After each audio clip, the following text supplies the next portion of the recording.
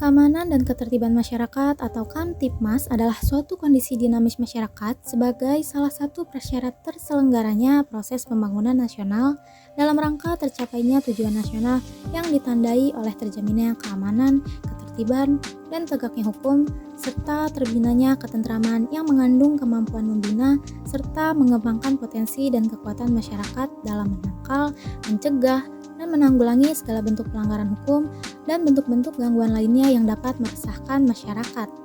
Nah, ada beberapa cara untuk menjaga keamanan, ketertiban, dan ketentraman, yaitu sebagai berikut. Yang pertama, tokoh agama dan tokoh masyarakat memberikan informasi kondisi Kamtibmas yang terjadi di wilayahnya kepada aparat penegak hukum. Yang kedua, mengaktifkan kembali Siskamling guna mencegah kemungkinan terjadinya gangguan Kamtibmas.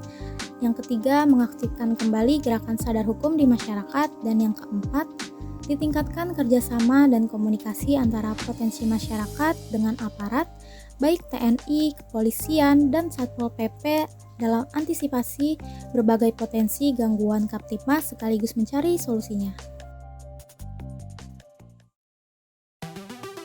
Akhir-akhir ini, dunia maya banyak bermunculan informasi dan berita palsu atau yang lebih dikenal dengan istilah hoax, yang dilakukan oleh sejumlah oknum yang tidak bertanggung jawab.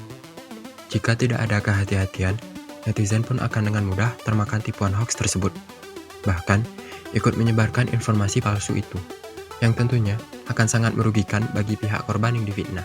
Dari laman covid19.go.id, beredar sebuah artikel dari laman www.lifesitenews.com menyebarkan informasi mengenai studi FDA atau Badan Pengawas Obat dan Makanan Amerika Serikat menunjukkan bahwa orang yang mendapatkan vaksin Pfizer BioNTech COVID-19 dapat lebih berpeluang untuk terpapar virus COVID-19. Setelah ditelusuri, ternyata informasi tersebut salah. Faktanya, Alison Galvani, the Director of Yale Center for Infection Disease Modeling and Analysis, melalui AFP mengungkapkan bahwa orang yang diberi vaksin Pfizer akan jauh lebih kecil berkemungkinan terpapar, terinfeksi, dirawat di rumah sakit, atau bahkan meninggal akibat COVID-19. Selain itu, juru bicara FDA mengungkapkan bahwa klaim dalam artikel tersebut salah dan menyesatkan. Mengutip dari kemkes.go.id, vaksin Pfizer diperuntukkan bagi masyarakat umum wilayah Jabodetabek. Badan POM dalam press release-nya menyatakan bahwa vaksin Pfizer memiliki efikasi 100% mencegah COVID-19 pada usia remaja 12-15 tahun.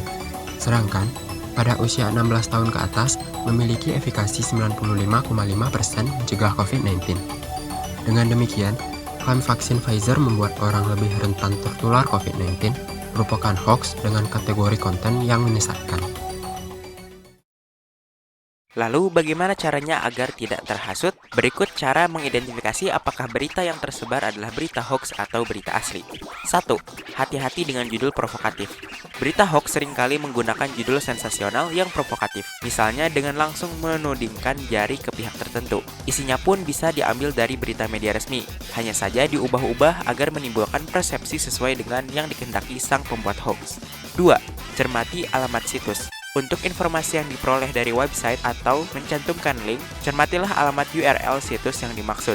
Apabila berasal dari situs yang belum terverifikasi sebagai situs pers resmi, misalnya menggunakan domain blog, maka informasinya bisa dibilang meragukan. 3. Periksa fakta. Perhatikan dari mana berita berasal dan siapa sumbernya. Apakah dari institusi resmi seperti KPK atau Polri? Sebaiknya jangan cepat percaya apabila informasi berasal dari pegiat ormas, tokoh politik, atau pengamat. 4. Cek keaslian foto. Di era teknologi digital saat ini, bukan hanya konten berupa teks saja yang bisa dimanipulasi, melainkan juga konten lain berupa foto atau video. Ada kalanya pembuat berita palsu juga mengedit foto untuk memprovokasi pembaca. 5. Ikut serta grup diskusi anti-hoax. Pada grup diskusi ini, netizen bisa ikut bertanya apakah suatu informasi merupakan hoax atau bukan, sekaligus melihat klarifikasi yang sudah diberikan oleh orang lain. Semua anggota bisa ikut berkontribusi sehingga grup berfungsi layaknya crowdsourcing yang memanfaatkan tenaga banyak orang. Apabila menjumpai informasi hoax, pengguna internet bisa melaporkan hoax tersebut melalui sarana yang tersedia di masing-masing media. Kemudian, bagi pengguna internet dapat mengadukan konten negatif ke Kementerian Komunikasi dan Informatika dengan melayangkan email ke alamat aduankonten@mail.kominfo.go.id. Masyarakat Indonesia Anti-Hoax juga menyediakan laman data.turnbackhoax.id untuk menampung aduan hoax dari netizen. Turnback Hoax sekaligus berfungsi sebagai database berisi referensi berita hoax. Mari sama-sama kita cegah informasi hoax. Jadilah netizen yang baik dan bijak dalam bermedia sosial. Hindari berita-berita provokatif dan tidak jelas.